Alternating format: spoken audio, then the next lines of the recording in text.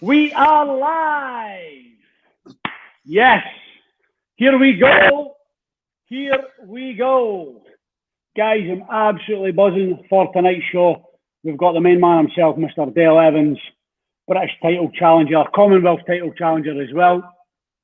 And a couple of baldies tonight, mate. A couple of baldies, eh? I was looking back at some of your old photos, mate. It wasn't that long ago. You did have a couple of strands. Yeah, I had a transplant. I had a transplant. It didn't work. Clearly, mate. Clearly. Brilliant. I love it. Okay, so guys, everybody who's jumping on, Mike Towell's mum has just jumped on to the live straight away, mate. So how are you doing, Tracy? Hi, Tracy. So yeah, guys, as you're jumping on the live, if you could hit that share button, that would be greatly appreciated. Amazing guest on tonight, powerful story, and I'm sure that there'll be many people out there who are going to get massive benefits. So hit that like button now, drop a comment. As you're jumping in, say hello. Anybody's got any questions as we're going throughout the show as well, bang them into the comments. And if it's a good one, if I like it, I'll get them out to Dale as we go. Okay, so this is it, mate. This is it. Mr. Dale Evans, how are you doing? I'm very good, thank you. Very good. Yourself? Yep. Fantastic, mate. Fantastic. Thanks very much for coming on. I appreciate it. No problem. No problem at all. I just interrupted your dominoes, though, haven't I? I thought I'm not gonna just my good support. I'm not gonna eat it now. I think there's been a bit of answer the question. I have a mouthful, so I'll wait. I'll reheat it. So. What flavour did you get, mate? The chicken feast or chicken. Something. It has to be stuffed crust, though. It has to be stuffed crust. I'm 14 chicken kickers as well. 14 chicken kickers. Yeah. I love it, mate. I love it. So, how's things been down in Wales, mate? Because I know that you went into was it a 4-week lockdown? 2 week. It Again? was 5 week. 5 week. 2 week.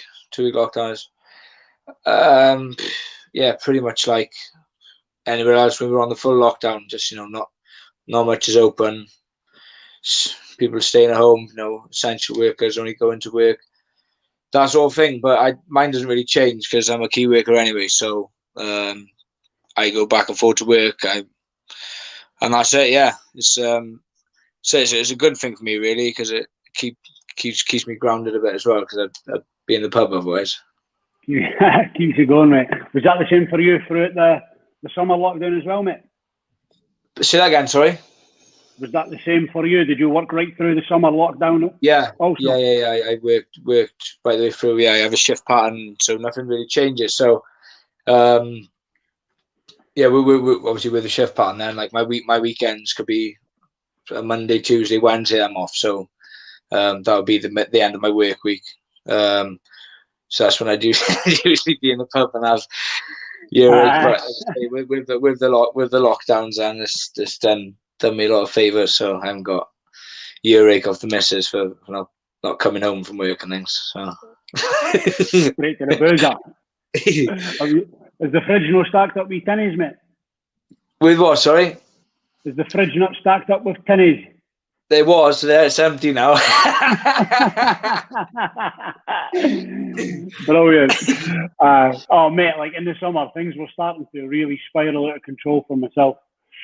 I went great for about 11 weeks of the lockdown. I was like flying. I was training every day. I was feeling great. And then I had one night out, and then I had another night out, and another. Yeah. I was just like, shit just hit the fan for me. It become the crack, didn't it? Everyone was like ringing each other with bottles and cans and vodka, and everyone was drinking, and like people getting more drunk through a Zoom call than they would to go in the pub in there because everyone was just smashing it for a couple of hours and just being dull with it, wasn't it? Yeah, mate. I was just lucky. I live with 5 women, so my girls, my missus, and my missus' mum was living with us. I was just locking myself in the kitchen, going on Zoom to my brother or my mates or whatever. I'm just canning it. I enjoy that. It's good crack, isn't it? I like that. That's it, mate. I'm going to start doing Friday night podcasts, mate, and just crack open the beers and just like get on it. Definitely. So, mate, bit about you. Let's take us right back, mate. Let's take us right back. Where are you from? Where you grew up? What your life was like when you were younger? From Carmarthen. I was born in Afterwest. Lived in Carmarthen majority of my life. Grew up in a council estate, as many other people do. Went to school, went to secondary school, very, very sporty. Well, I wouldn't say I was bright, I went thick, but I didn't really put much effort in because I just had one goal, and I just wanted to be a professional boxer. I wanted this massive house. I wanted these smart cars, and it just hasn't happened. It just hasn't happened. But I didn't. Sometimes I wouldn't do homework, and they would say, "Why?" It's like, because I've got Welsh championships coming up, and teachers just didn't understand. They were like, "What?" So I was training last night, so I didn't do my homework, and nobody understood it. But I wish I had my mentality that I had as a teenage boy, as I did. I wish I had that mentality. I had that same one when I was in my 20s, because I think I'd have pushed on a lot more through the pro ranks. I think I'd have been a much bigger, well, not even a much bigger success, but a success, because I don't feel I've really done anything as a pro. But no, I think I could have pushed on a lot further and be able to compete with boys at that level. I just felt that when I couldn't quite cut it when I was fighting at the British level, and when I know deep down with my right mindset, I know I've got a British title in me and more. I know I have, but I just couldn't stay focused for long enough. After a fight, I just couldn't wait to get on the beer with the boys. I couldn't wait to eat crap, and I found towards the end of my career, things like that was slipping in more and more and more. I'd convinced, like, I'd never been one to miss a training session, however ill I was, however I felt. But I'd tell myself, do you know what? My alarm would go off at 5 a.m. to go for a run or something before work.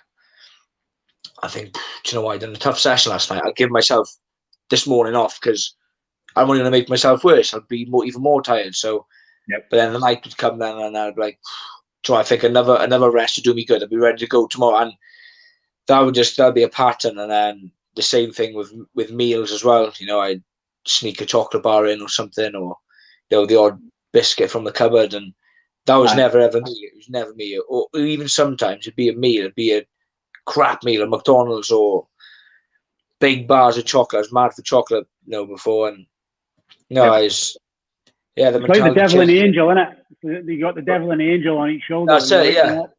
You look out, it's dark outside, it's a bit wet, the rain's coming down, and you're trying to convince yourself all these wee stories inside your head. I know, yeah. Yeah, and I always listen to the wrong person, But no, and then after fights as well, everyone likes a beer, but once I'd had one, I sort of would stay out of the gym, and I'd have another night out, and I'd put on like 2.5 stone after a fight, and then never fun with Dale, because I never had a promoter, never had a big sort of backing. It was a case of Dale, you got a fight in 3 weeks. I'd be like, all right, so I better get in the gym then. Sometimes I'd have a phone call at 10 o'clock at night, and I'd go out running a 6-8 mile at 10 o'clock at night with a sweatsuit, just get that first one in to give myself a head start, and I'd go again in the morning. I just always have to draining, trying to get it off so quickly. It's it's not a lesson learned, because it's never going to happen again. But if there's any advice I could pass on to someone, which was advice I had myself, I just didn't listen. It was like, never have any regrets, never, because you will have them if you carry on doing this. You'll regret it in 10 years' time, 10, 15 years' time. And here I am regretting it. You know, I just wish that if I was to do it again, I'd have moved away from all the distractions, lived. Yep. I'd have probably got like a flat or an apartment with other boxers who were part of the gym. So we live the life together. Just boxing is a lonely sport, but I felt I was literally on my own, and I just didn't have the strength by myself. I needed other people to, reassure me, give me confidence. And I wasn't a confident boxer. I didn't have confidence in myself. Always doubted myself. But going back to sort of a timeline. After I left school, then I went straight into labouring. Like 16 years old. I worked for my boxing trainer. He got his own building firm, still going. Graham Brockway down Half West. I lived in St Clears, and I had a little 50cc geared motorbike, and it was brand new. I had it for Christmas, and it was restricted, and it done 33 mile an hour flat out. So I'd honestly have tractors overtaking me, and sometimes cyclists. They'd pass me, and training would start at 7:30, and I had to leave. I had to leave at like 6:20 to do a 24-25 mile trip on a it was like a dual car 60 mile an hour road, and it used to take me like just over an hour. I ducked down underneath the visor as well. I'd go behind cars to get a bit of streamline as well. But it'd be hammering down rain. I'd be soaking. Get to the gym, but sorry, I'd get to work because I was working for him. I'd drive down to work, have a soaking. I'd change into my work clothes, work all day. I'd drive back home. I'd shower, change, have something to eat, drive back down to the gym. So I'd put like 120 mile on the clock in my 50cc a day, 5-6 days a week. I'd do that, and it wouldn't even bother me. Wouldn't bother me at all. That's what I'm saying. That mentality. There's no chance in my 20s. I've never done that. Not a chance now. But then it did get a bit faster. What age were you at this time then, Dill? I was 16 when I done that. 16. Then I went and bought a 125 when I was 17. I swapped the bike for a 125. Then I passed my test.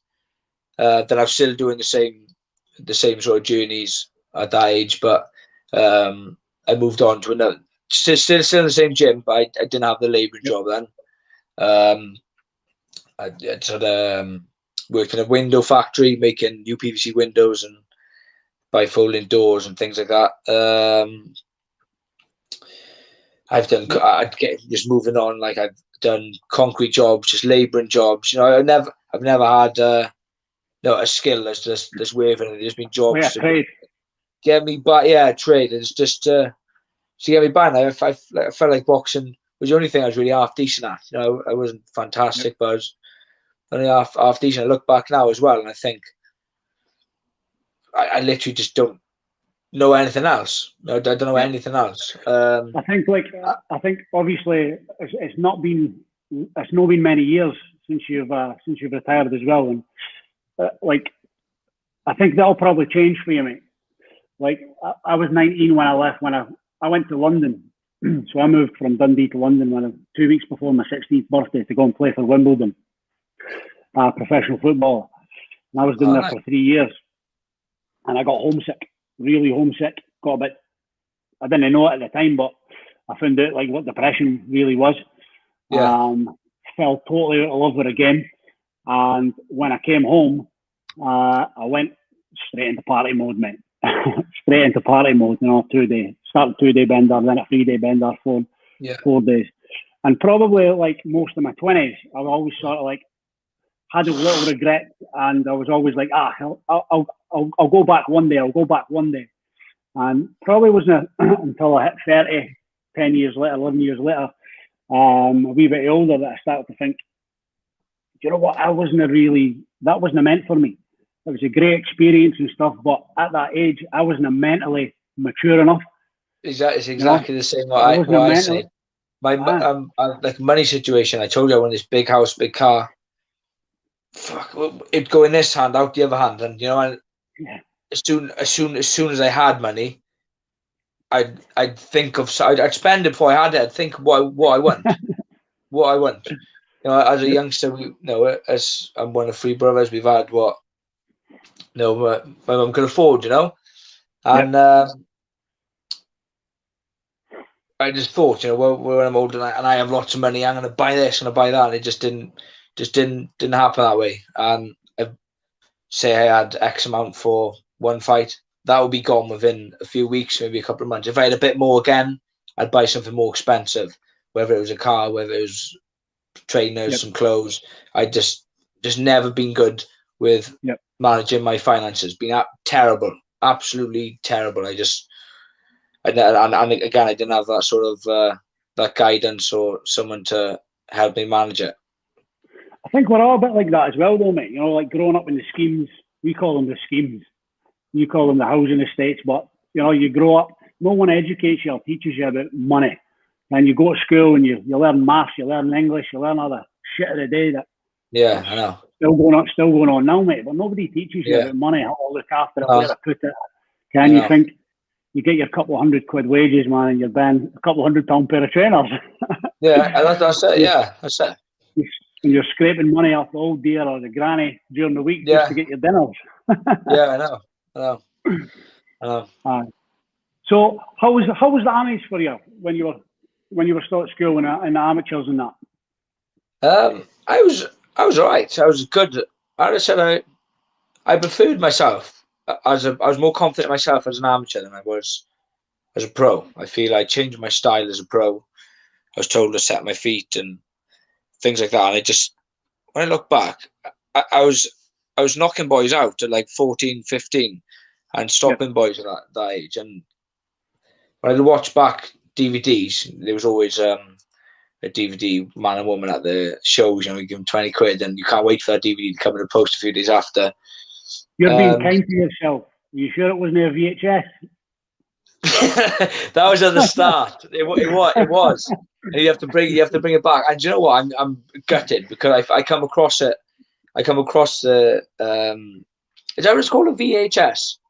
VHS, yeah. The video recorder. Yeah, well, I come across it and I tried to get all the fights on it onto a DVD player, but because it had been left so long, there was a bit of damp that built up inside. I couldn't get any of the fights off it. And there was probably 20, 30 of my first ever fights on there, so I'll never see them again, I don't think. But but I just preferred my way of fighting, and that was down to mentality as well. I just didn't have any fear when I was sparring in the gym as a teenage boy.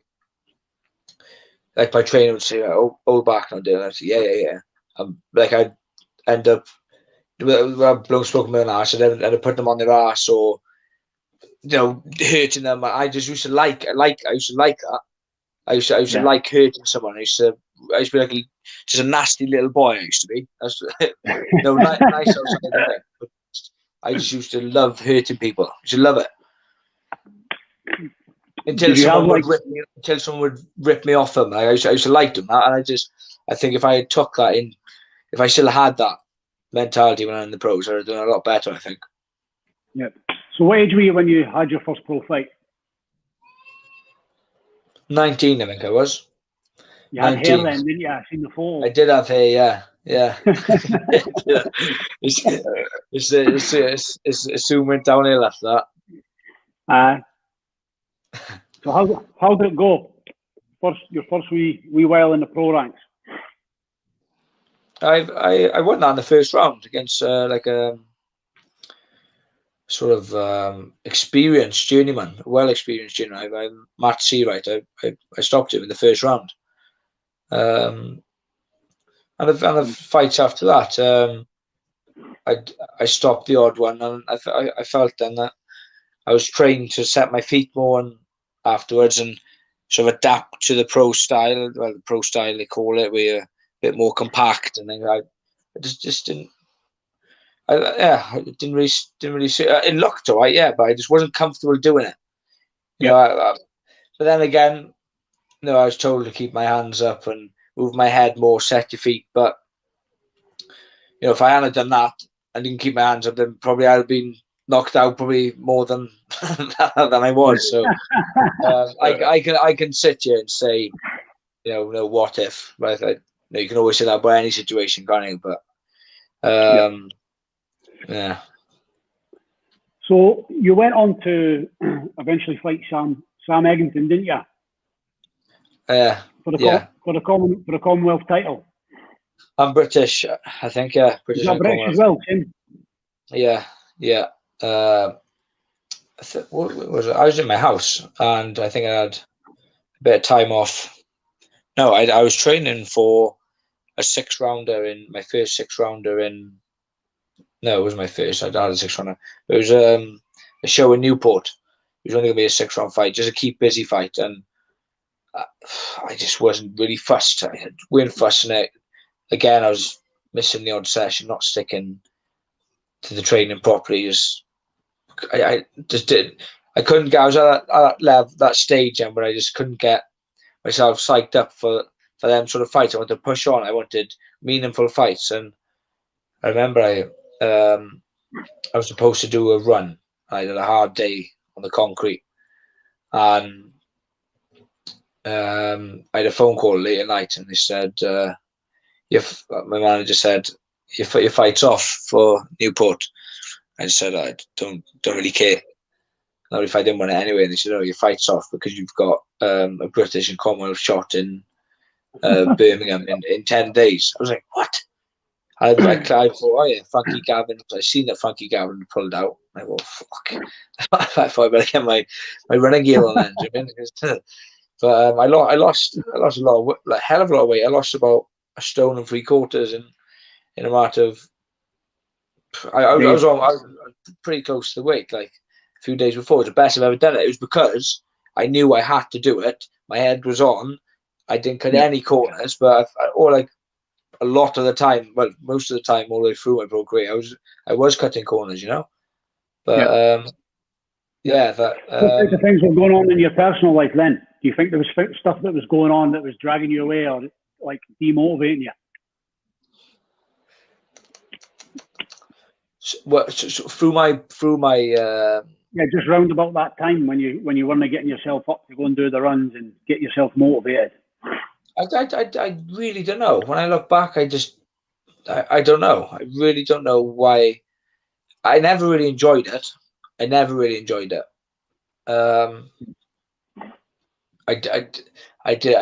enjoy it at all. Many a time I wanted to pack it in. I had quite a pushy stepfather who, I could give him his due. He made me stick at it, and he got me up in the mornings. He'd drive behind me in the van with the lights on when it was dark, and maybe as I got older, I think this could be the reason. As I got older, I become a bit more independent. No, he didn't. I was a man turned into a man, so it was down to me to do it myself. Yeah. I move out and things, so it was down to me, and then I didn't have to get up in the morning. I didn't have to train, so I think that definitely sort of what's the word? No, contributed to me not having that. So would you say having the sort of mindset, the mentality? The mentality, and sort of just the willpower to just get up and go. Because I had to do it, I'd have a row and whatever if I didn't go before. But when it was down to me, it was just there's no one to tell me off, so I'll just not go. I'll just have a cheap meal. I'll have a biscuit, have a chocolate bar. There's no one keeping tabs on me.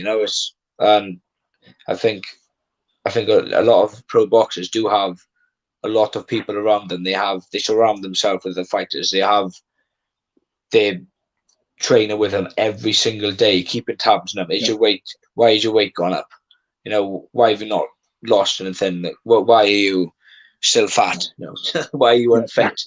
When you're doing it by your own, structure around them, so they just when you're doing it on your own. Yeah, when you do it on your own, there's no one there. When I was obviously down in Harford West there Graham Brockway, where I was all the way through the amateurs. Fantastic trainer, fantastic man, and he'd be on you, and he was always on to me, like, about going out on the beer, and sometimes getting in trouble in town and things, and you're like, yeah, whatever. And then I'd knuckle down, then I'd go and do the same again in the following weekend or a few weekends, and you look back now and think, I was wrong. I should have listened. I wouldn't be in this situation with regards to the financial side of stuff. I've said I went at least went to the house of the boxing, and here I am still still in that position, and I could easily be, but you're still a young man. You're still a young man. I just kick myself. So 10 days notice, you go in to fight Sam Eggington. What was it like going in after kicking off a stone and a half, and then?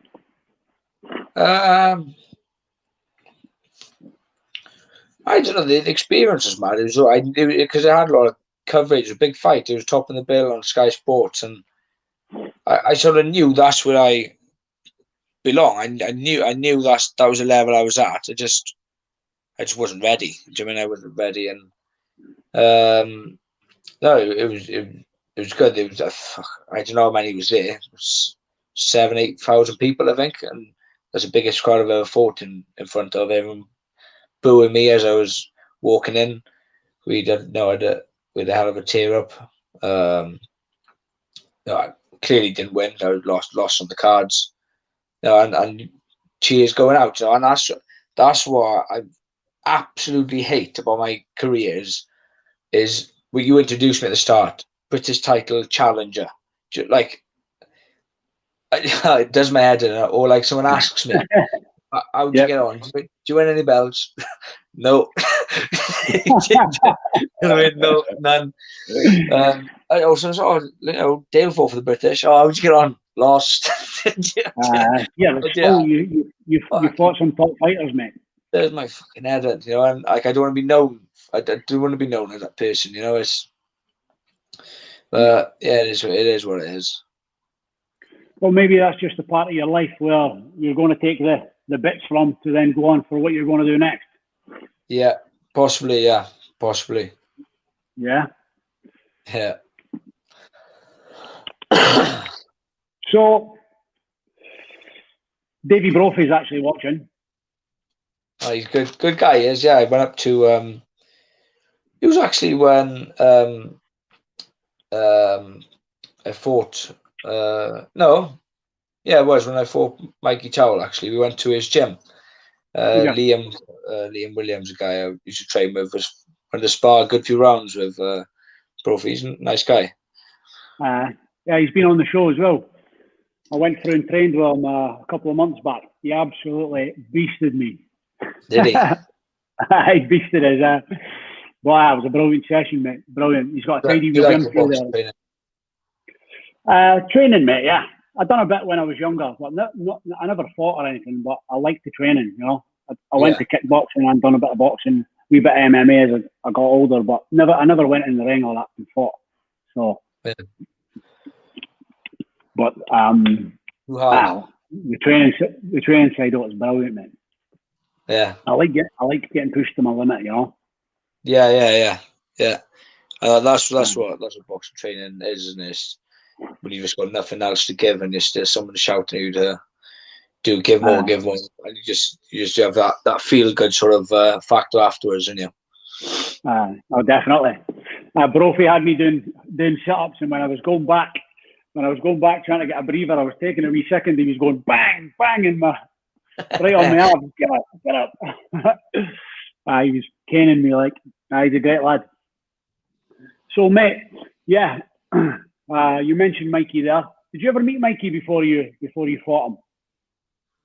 Only in the gym, and not on the boxing scene. It was in the gym before the weigh-ins. We were both gasping for a drink. We were both gaunt and dehydrated. Yeah, we bumped into each other in the lift a couple of times as well, but sort of give each other the sort of nod, and that was about it. Yeah, that was about it. Did you ever exchange any words of that? It was just a sort of all right, and that was it. But, I watched a couple of his YouTube videos beforehand, and I thought, fucking hell, that's why I'm in for it. Yeah, I could see he go whack a bit, like, you know, and obviously the name Iron Mike have quite a lot of similarities in their style, you know, and obviously when I was in there with him, he could punch as well, big puncher. Yep. I was training with one of my good mates as well, Kenny. He's doing all the wood chopping and the. I think I've seen a couple of them videos, yeah. A couple of videos, he's training with him loads, doing all his conditioning work. Yeah. Up in the woods. Yeah, with an axe, wasn't it? With chopping down trees and just smashing up beds. And I thought, oh god,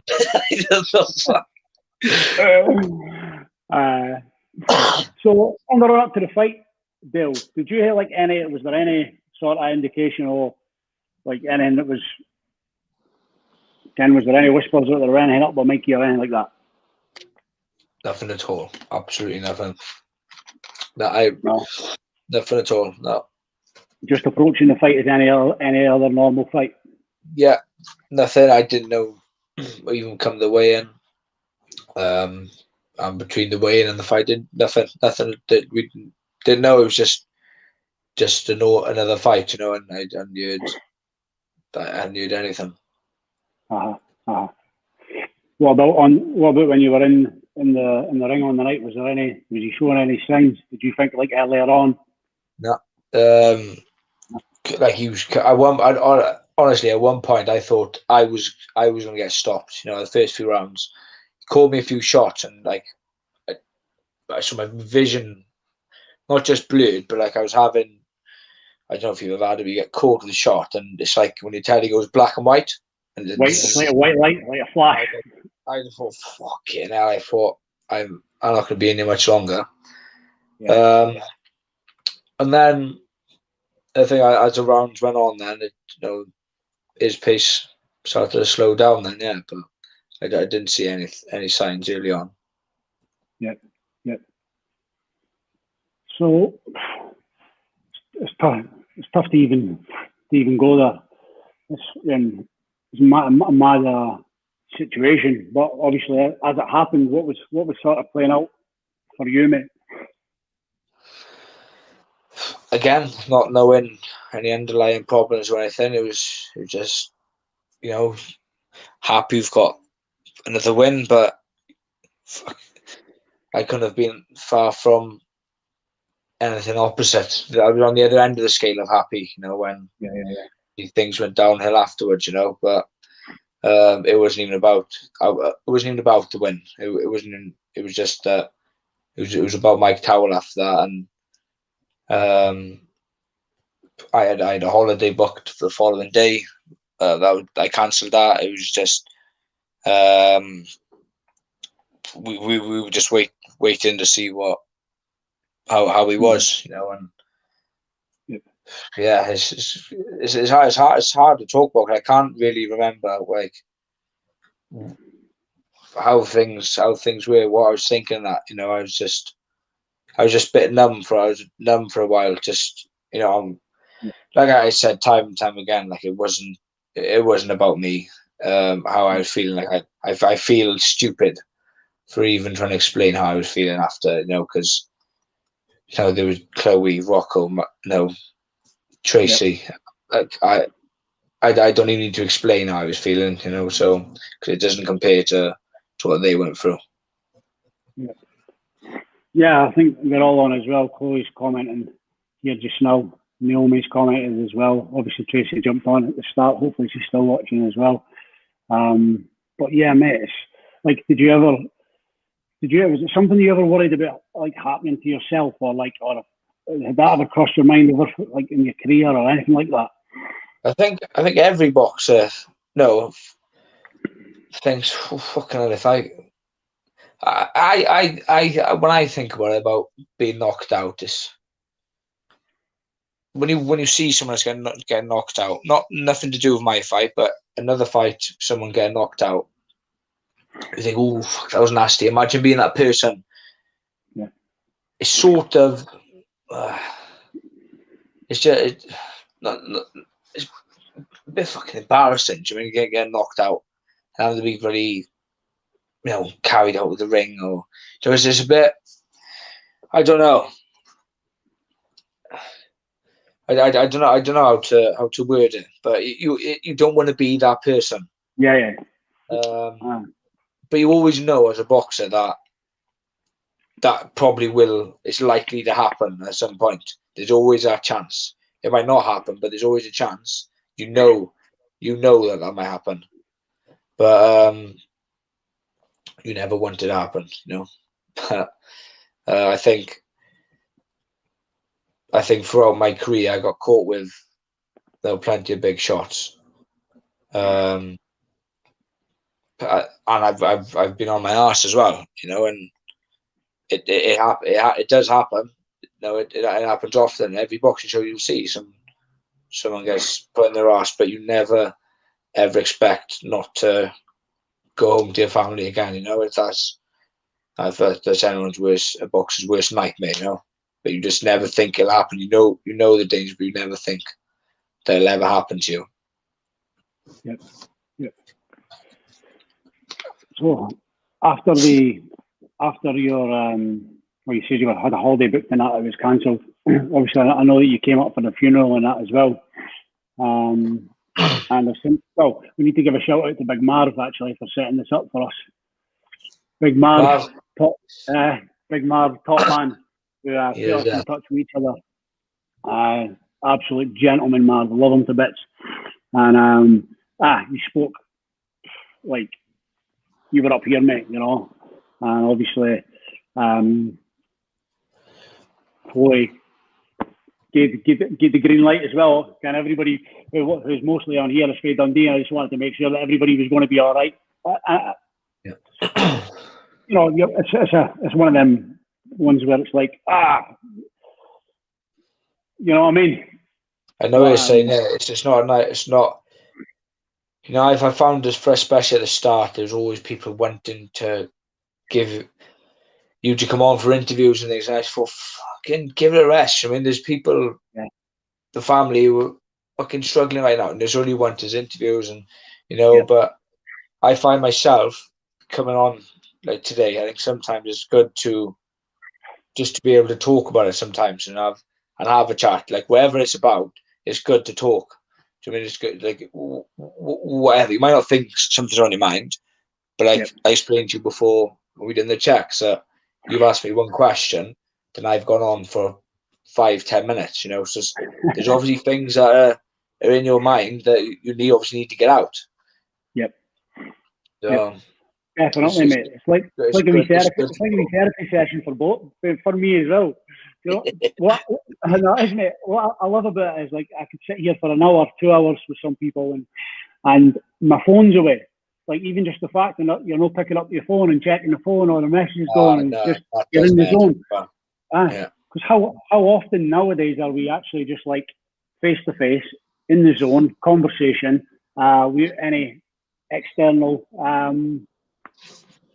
things taking more attention of it? So I know. I know, definitely. So yeah. So how did things start to go for you, Dale, after that, mate?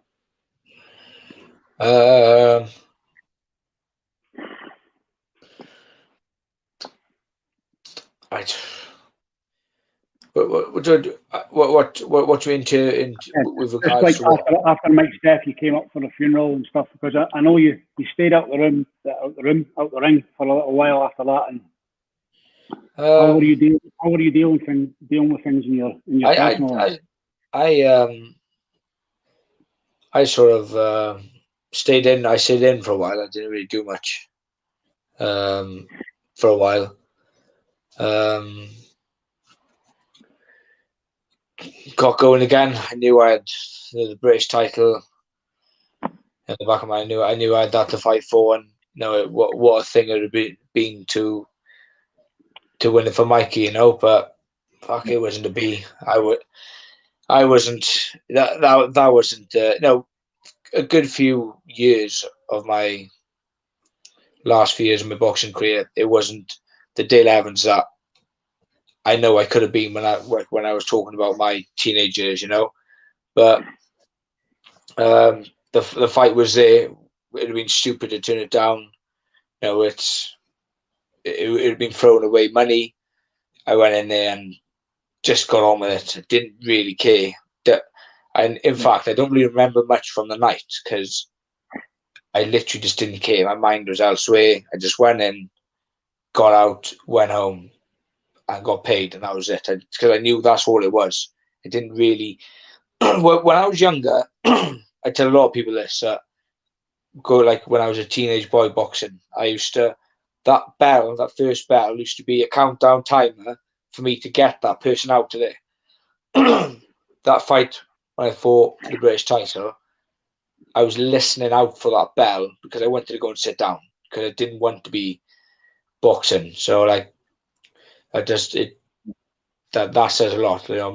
That's how I meant to change. Was there someone gone in here as well? Yeah. Yeah. But like I said, I used to be nasty, spiteful. No, not a nice person, but in the boxing ring, I used to be nasty, spiteful, and just loved hurting people, and that just didn't carry on through the pro ranks. It didn't, especially the last few years of my career. I think even before the Mikey Towell fight, it wasn't just that fight that changed things for me. I just wasn't. What, my fucking girl? My girlfriend texted me from downstairs. Text popped just as well as no popped up on the screen here. So there's a picture as well. Just as well then. Yeah. No, as I was saying, the the mentality just didn't. No, even before the Tower fight, just wasn't the same. Just wasn't the same, and I think each fight just dropped slowly, and I just knew it was time to get out of there after the final British title fight. Then that was my last one. I said it was going to be beforehand, and I left it as that. Did you say that the Bradley Skeet fight was going to be your last one? Yeah. As it was coming up, yeah. No, Skeet, very, very, very good fighter. He's at that level. He's tall for a. He's 12'4", I think. I'm about 9 foot reach, but no, he's. I don't know. I reckon he's got to be about 6'2", 6'1", 6'2". He's got to be. He's huge. Yeah, he's a nice person. I met him at a friend's, Ricky Boylan's engagement party. He's a nice guy, and he's always been at that level, hasn't he? He's always been up there. But I take nothing away from him. He beat me fair and square and outboxed me, outclassed me. But I knew I could have done more in that fight and give myself more of a chance. But I had to make the most of it on the night, and I didn't. So. Yep. So see how you're talking about you lost that sort of spitefulness a bit. Do you think that that's something that do you think that you've still got to get that out in some way? Because obviously now that you're retired and even coming to the latter part, is there anything that you do now that you can still sort of get that aggression out or get that?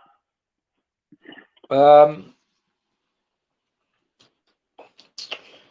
don't really do anything. I honestly, I can't think of anything worse than training myself. I tell my girlfriend, I'd be like, I'm gonna go for a run tomorrow. Make sure I go for a run, and I'll finish work. I'll come home, and tonight I've got the Domino's waiting. I just can't be arsed. I don't need to train for anything. I whinge that I'm putting on weight and whinge that I can see my tits through a t-shirt or something. But I don't do anything about it. I don't do anything to change it. I go and buy a healthy food shop. I'll cook healthy food, but I'll eat a few chocolate bars, and she bakes as well. I'll eat her brownies and cookies and stuff with my Weetabix in the morning, and I just can't. I can't fully focus because I don't have to do it. Just like when I didn't have someone on me all the time, when it was down to me, I just couldn't get into that frame of mind. Right, come on now, focus. And I lose. Sometimes I'll go in dishonest now. I'll drive through McDonald's drive-through when I'm meant to be eating healthy, and I started in the morning. Come lunchtime, I'll drive for the drive-through. I'll get my bag of food, and I'll be like, "Shit, I was meant to be eating healthy today," and then I'll just eat it, and then I'll start again tomorrow. I honestly, I forget. I lose focus straight away, and it's not until I'm eating it I'm like, fuck, I was maybe eating healthy today. Oh, never mind, I got it now. But I've walked away from the boxing myself. But what I do one-to-one personal boxing training with children, with adults, just anyone who wants to use boxing as a form of training. They might not. Well, none of them want to fight. Yep. Because that's not what I'm about. Just some people might just use it for getting some anger out, wanting to know how to box, like the skill, the art of it, and I can help them with that. But I get if I find that really rewarding, like I say, when someone says to me, "Dale, thank you so much. I really appreciate the session. Thank you. That was good." That for me, that's a buzz. That is a buzz. Yeah, a buzz I didn't really get out of boxing. I didn't really get. Look, there's no better feeling than winning. But I find it really, really rewarding doing the one-to-one boxing, and I'm gonna keep doing it. I've done it for 2 years now, and I'm gonna keep doing it. You're saying that you're going to make this a bit more serious now. Yeah, and brand it and things like that. Yeah, it's gonna be good. Be good, and it's busy as well. It's busy, which is good. People love it. That's brilliant, mate. Do you feel that's giving you a release? I think so, yeah, and it keeps me busy. I've always had a busy schedule. My life's always been non-stop. When I come home from work, when I come home from school, I have to go training. When I come training, I have to stick to my healthy eating. Then go to bed, get up in the morning, run. Then go to school. Then I train in the night. Same happened when I started working. I'd run in the morning, work in the day, train in the night. And then I remember feeling sort of lost when I packed the boxing and I do my training. Do my work. Come home and I was sat there just like, what do I do now? Like what is there to do? Like what do people do when they finish work? I didn't really know what that lifestyle was like because I'd never done it. I'd never done it. I think here, mate, it's like you're no alone there. It's not just boxers. I think like all kinds of sports people in general kind of gets to that point in their life, and then you see like depression and anxiety in a lot of sports people because of alcoholics, drug addicts. It's easy to fall into it. Yep. And even the guys who are earning big money as well, because they've never had to really, and they've always had someone to look after them. They chuck on their trackies in the morning and they get to their football or whatever, the kit's laid out for them, the food's given to them. And when I listened to it was a BBC documentary with Paul Merson and the guy Lee Hendry who played for Aston Villa and stuff, and he was a multi-millionaire, 30-40 grand a week footballer, Lee Hendry, and when he retired, he'd never invested any of his money, like what you're saying. He got the money and he was spending it as it was going, and the next minute he was bankrupt. They took his house off him, they took his mum's house off her, and he ended up trying to commit suicide. And you're trying to start over a whole new life again, aren't you? I know, yeah. But it's I'll say it's easily done because taking your life isn't. It's not an easy thing, but to be under so much stress and to feel that low to be able to do that, and even be in that frame of mind to do that, you're obviously got a lot going on to put yourself in that position, isn't it? Yep, no, 100%. Well, mate, I think I know you mentioned earlier, kind of guys who you sort of felt guilty for feeling bad because of how close Mikey was to someone like Chloe or Tracy or things like that, or even just young Rocco. But and you've obviously retired and you've had a tragedy, a massive tragic event. So I think you need to cut yourself some slack as well, mate. And I appreciate. You know what I mean? You definitely do, mate. You need to cut yourself some slack, and you've fucking got a journey to go through as well, man. Definitely. And you're a top lad. You're a top lad, and it's not like something that was ever going to be expected or dropped on your doorstep. So it's like you've well within your rights to go through your own and be respected for that, 100%, mate. Thank you. Nah, definitely. So what's the goal then, mate? What's the mission now with your boxing club and? I actually do it. It's not my own facility. It's someone else's facility. I just do it out of there. Yeah. I don't know. I really don't know. I don't know where it's going to go. I think it's gonna. I think it'll kick off the 1-to-1 boxing. Where it's going to go, I don't know. But I think that's the same as anything. Just take it day by day and see where it goes. But I know with my mentality, my focus I have now to do that. I need to just jot a few things down. Now, what I want from it, what my goal is. I sort of know what the goal is. You've got a beautiful little Baba now as well. Someone else to. I have, yeah, to get you up and get you out the door. She's one now, yeah. That's it, and it's time to think a bit more business minded, So, whereas I've been thinking of other people all the time, so it's time to think a bit more business minded and provide for the girlfriend and the baby as well, yeah. So I don't know. See, I'm not too sure where it's going to take me. I don't know, but yeah. Aim high. Let's get some shares out on this show. Let's get Dale promoted. Get it all over Facebook. Get his one-on-ones all over the place. Hit that share button, guys. So here, listen, we've had loads of comments coming in, mate. I'm sure you're going to read them when you come off. But a lot of people sending love hearts and respect, and just nice comments, mate. Nice comments. But if anybody has got any questions while we're still on, fire away. Scott Maloney, Scott Maloney's from Dundee, MMA fighter, Cage Warriors fighter, and that. I've maybe probably brought him in a conversation before. Maybe have you heard his name? I've been following his Instagram recently, and he's been doing loads of Monroes, loads of hill walking. And he's saying, "Take up the hill walking." It keeps me sane when he's no fighting.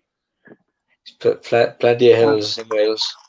I've done a couple recently as well, mate, and it's again, when I'm trying to grab a bit of time for myself, it's anything that's sort of therapeutic, anything that's going to sort of calm my mind away from the phone.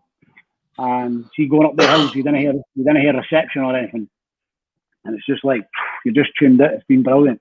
Yeah, I can imagine it being refreshing as well, because it annoys me and it annoys my girlfriend. She does the same, but shouts at me for it. But you'd be sitting there and just looking and scrolling, and my daily average is sometimes up over an hour on Instagram. So that's obviously up. It's an hour on Facebook as well, plus Twitter, plus WhatsApp. I bet you I'm looking at my phone probably 5-6 hours a day. Gotta be. It's ridiculous. Yeah. Wasting time, and then you say no, you say I ain't got time to do it. I ain't got time. Well, I've been looking at my phone for 5 hours a day, so I got 5 hours spare if I wasn't looking at that. Exactly, mate. I know. I'm the same. So, Big Marv, has just jumped on saying wish him and the family all the best, and he'll catch you soon. Bravo.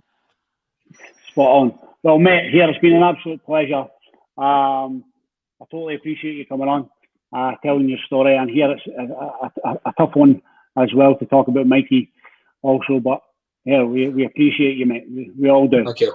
And if there's anything that I can do to help you or anything like that, mate, if you want to hook up after this, cool. It would be a pleasure, mate. Definitely. I've got intentions of coming up in the near future. Anyway, nice.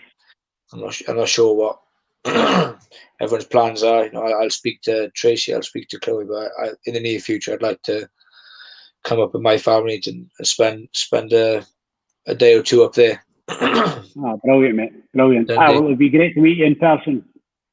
Brilliant. It will be, yeah. Definitely. Well, mate, thanks very much. Stick in with a little one. Keep it rocking. And, thanks very much. Have a good one. Brilliant. Guys, thanks a lot for tuning in. Cheers. Peace out.